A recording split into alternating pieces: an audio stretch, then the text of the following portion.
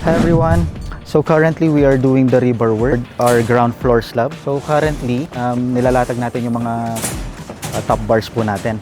So ang mga kailangan natin i-check during rebar works is number 1 yung splicing nila, natama po yung splicing nila. Number 2, itong mga poste na to.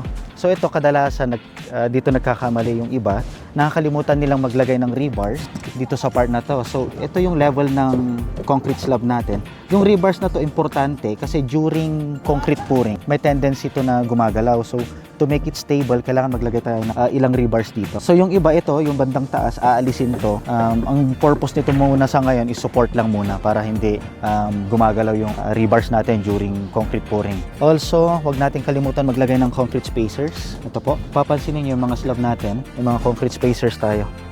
Ito. So ito para ma-maintain natin yung concrete cover sa bottom ng slab natin. So ito.